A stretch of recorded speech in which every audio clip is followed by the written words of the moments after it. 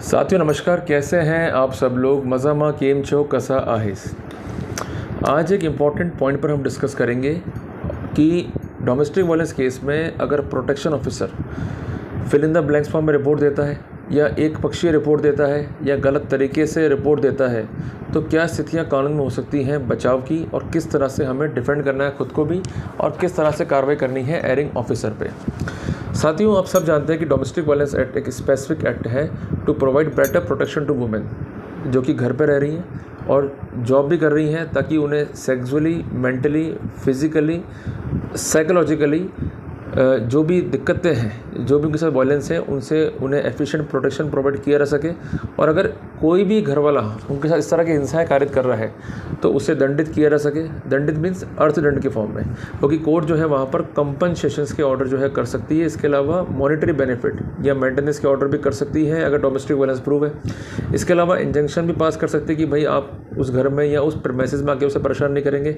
Even आपको भी injured कर सकते हैं कि भाई उस प्रीमाइसेस में आप भी एंटर अपॉन नहीं होंगे। तो कुल मिला के एक कानून है, जिस कानून के एक एफिशिएंट क्रियान्वयन में जब कोर्ट फाइनल ऑर्डर पास करती है तो वहाँ पर एक शर्त है कि प्रोटेक्शन ऑफिसर की रिपोर्ट जो है फाइल पे होनी चाहिए। अगर वो नहीं है तो ऑर्डर पास नहीं हो पाएगा। अब यूजुअली क्या होता है कि कोर्ट इनिशियल स्टेज पे, कई बार ऐसा होता है कि इनिशियल स्टेज पर परिवार जो है वो भेजती है संरक्षण अधिकारी को कि भाई इस मैटर पर आप जांच करो और अपनी रिपोर्ट जो है सौंपो। अब संरक्षण अधिकारी भी करीबन 1 महीने बाद या 2 महीने बाद अपनी रिपोर्ट सौंपता है और रिपोर्ट में कुछ बातों को लिखता है, और वो बातें होती हैं fill in the blanks form में। और आपको अक्सर ऐसी ही स्थिति देखने को मिलेगी कि उसने fill in the blanks form भर दिए लड़की के स्टेटमेंट के बेसिस के ऊपर और कोई निष्पक्ष जांच नहीं करी। जबकि संरक्षण अधिकारी का दायित्व क्या है कि वो उस एरिया में जाएगा, उसकी प्रॉपर जांच करेगा कि भाई लड़के ने क्या क्रूरताएं की है या उसके पड़ोसी जो है इस बारे में क्या कहते हैं, और जो घर वाले अन्य हैं उनका क्या इम्प्लीकेशन है।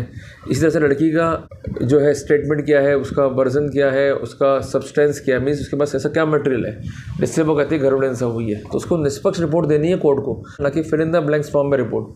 पर अक्सर ऐसा होता है कि fill in the blanks form में जो है रिपोर्ट दे दी जाती है। इवन सुप्रीम कोर्ट ने भी इस प्रैक्टिस को डिस्कार्ड किया है। उनका कहना है कि निष्पक्ष जांच होनी चाहिए। अगर निष्पक्ष जांच नहीं है तो ऐसी रिपोर्टें गैरकानूनी है और उन पर रिलाई अपॉन नहीं किया जा सकता।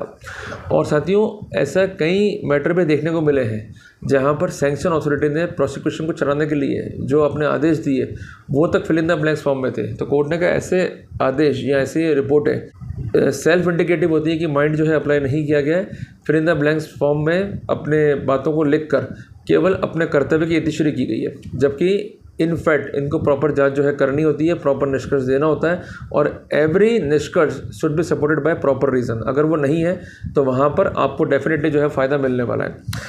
अब मान लीजिए आप वाले केस में कि इन लोगों ने झूठी जो है रिपोर्ट पेश कर दी या fill in the blanks form में जो है रिपोर्ट पेश करी, तो हम क्या करें?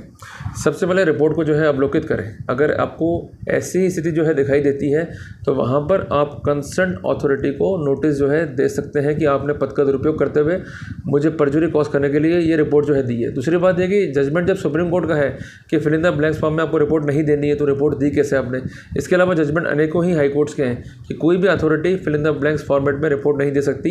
Every fact must be supported by reason, और जब तक रीजंस नहीं है रिपोर्ट में तो ऐसे रिपोर्ट्स को या ऐसे ऑर्डर्स को अपन विधि सम्मत नहीं कह सकते। तो कुल मिला के आपने लॉ के मंशा या लॉ की स्थिति के विपरीत जो है कार्य किया है। दूसरी बात, सीसी रूल्स बने हुए होते हैं इनके ऊपर, उसके तहत कार्रवाई कर सकते हैं। इसके अलावा एंटी करप्शन में भी आप कार्रवाई कर सकते हैं। कई बार ऐसा होता है कि वो पद का दुरुपयोग कर रही है किसी को फ़ायदा पहुंचाने के लिए, तो वहाँ पर ऐसा दिखता है कि जो कंसर्न परिवादियाँ हैं और जो कंसर्न ऑफिशियल हैं आपस में मेला भक्ति करे हुए हैं, इस कारण पद का दुरुपयोग हुआ है और कुछ ना कुछ फ़ायदा जो है पहुँचाया गया है कंसर्न विक्टिम के द्वारा कंसर्न प्रोटेक्शन ऑफिसर को। तो वहाँ पर आप एविडेंस को कलेक्ट ईजिली कर सकते हो। उसके लिए करना क्या है आपको? सबसे पहले आपको जाके मिलना है अथॉरिटी से, उससे बातचीत करने की भाई मेरे केस में ऐसा क्या था कि आपने मेरा वर्जन नहीं लिया, आपने उसका वर्जन लिया। तो वो आपकी पत्नी की जो है गुणगान करेगा या उसके बारे में जो है तारीफ़ें करेगा। तो ये अपने आप में ही सेल्फ इम्पोजिंग है कि वो आपके पक्ष में जांच करने के लिए इच्छुक नहीं था। तो वहाँ पर कानून जो है एजम्पशन ले सकता है, और 114 सब क्लॉज जी इंडियन एविडेंस एक्ट के तहत भी कोर्ट जो है प्रिजम्पशन भी ले सकता है। तो कुल मिला के जो हम कर रहे हैं वो विधि सम्मत है, और जो भी आप बातचीत उस समय करेंगे प्रोटेक्शन ऑफिसर से आप उसको रिकॉर्ड कर सकते हैं। मैं आपको इसलिए कह रहा हूँ कि RM मलकानी में सुप्रीम कोर्ट ने कहा है कि even though evidence obtained by illegal means, पर अगर वो किसी क्राइम का जो है खुलासा कर रही है या किसी ऐसी स्थिति का खुलासा कर रही है जो हिडन है, तो वहाँ पर ऐसी एविडेंस निश्चित तौर पर आपकी काफ़ी हेल्प जो है वो करने वाली है।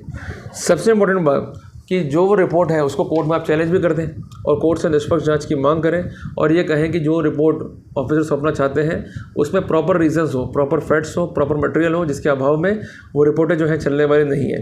साथियों, एक बात जो है ध्यान में रखें कि लड़की जो है जब भी केस कोर्ट में लेके आती है तो अपने बयान जो है वो देती है एफिडेविट के ऊपर।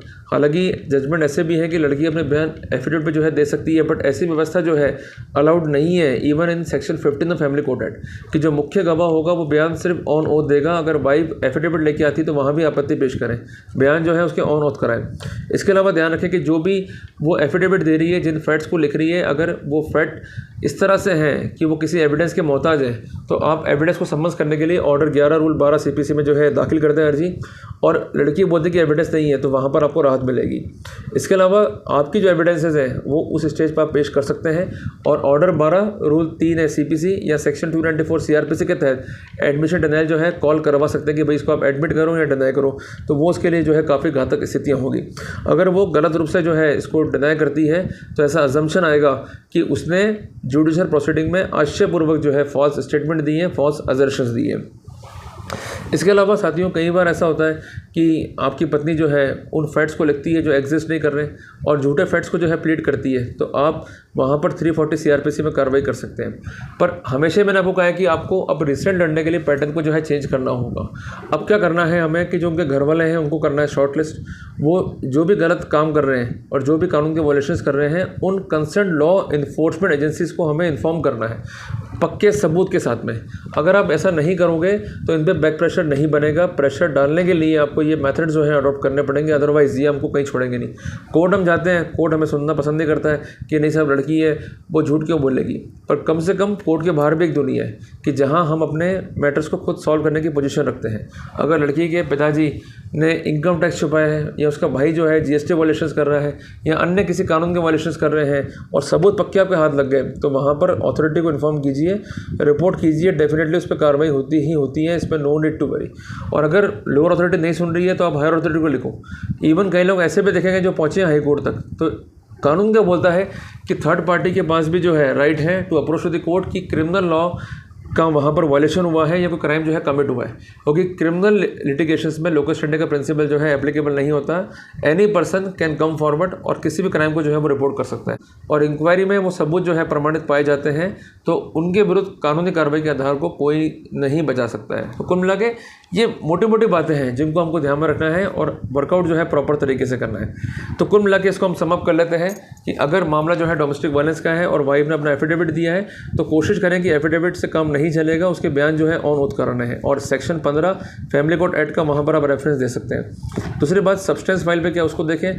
तीसरी बात, सब्सटेंस वो पेश नहीं कर रहे तो ऑर्डर 11 रूल 12 CPC में अर्जी दाखिल कर दें।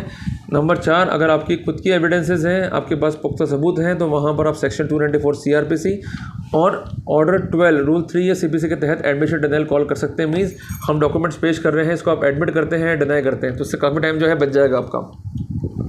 इसके अलावा जो घर वाले हैं जिन्होंने आपको तंग कर रखा है, अगर वो वायलेशंस कर रहे हैं, पक्के सबूत हैं, तो उनको भी जो है टारगेट कीजिए, उनके विरुद्ध भी कार्रवाई सुनिश्चित कीजिए। और इसके अलावा आपकी जो वाइफ है अगर आपको एक्सटॉर्ट कर रही है इस लाइट में और आपको ब्लैकमेल करना चाह रही है तो आप सेक्शन 384 IPC में कार्रवाई कर सकते हो। और प्रोटेक्शन ऑफिसर की रिपोर्ट अगर fill in the blanks form में है तो उसको आप नोटिस दे सकते हो। इवन आप अपने स्टेटमेंट भी जो है इसको सबमिट कर सकते हो और उसके बावजूद भी उसको वो भाग नहीं बनाती है प्रोसीडिंग्स का या रिकॉर्ड का, तो आप सेक्शन 166 IPC में या एंटी करप्शन एक्ट के तहत जो है कार्रवाई कर सकते हो। और सुप्रीम कोर्ट के निर्णय के अनुसार कि रिपोर्टें fill in the blanks form में नहीं होनी चाहिए, उसको रद्द करने के लिए और पुनः सही रिपोर्ट सही निष्कर्ष के साथ, सही फैक्ट के साथ, सही रीजनिंग के साथ प्रदान करने के लिए कोर्ट में कंसर्न कोर्ट से ऑर्डर भी ऑब्टेन कर सकते हो। और इसमें करना है कि आपको कोर्ट में एक अर्जी दाखिल करनी है कि हम इसको जो है चैलेंज करते हैं, इस रिपोर्ट को, ये रिपोर्ट निम्न कारणों से गलत है और वास्तविक लीगल पोजीशन क्या है और इसने करा क्या और किस तरह से अब हमें न्याय मिल सकता है और क्या क्या सब्सटेंस जो है हम पेश कर रहे हैं टू सपोर्ट द एप्लीकेशन। और कोर्ट जो है एक बेसिक जजमेंट है ऑनरेबल सुप्रीम कोर्ट का 2016 SCC पेज नंबर 277। उसमें स्पेसिफिक है कि कोर्ट इन्वेस्टिगेशन की डायरेक्शंस को जो है विदहेल्ड नहीं कर सकता है। पर इन्वेस्टिगेशन गलत तरीके से हो रही है, कोर्ट को सेटिस्फेक्शन मिलता है, तो वहाँ पर कोर्ट सही जांच के भी जो है ऑर्डर कर सकता है। तो मोटी मोटी बात यह है कि आपके अधिकार हैं, अगर आप इन्फोर्स कर लोगे तो बच जाओगे, नहीं करोगे तो आपका जो है मरण होने वाला है। तो कुल मिला के इन बातों को ध्यान में रखते हुए चलो और अपने राइट्स को जो है प्रॉपर्ली आप इन्फोर्स कर लो। तो साथियों, मिलते हैं जल्दी ही एक नए टॉपिक के साथ में। टिल देन, जय हिंद, जय भारत।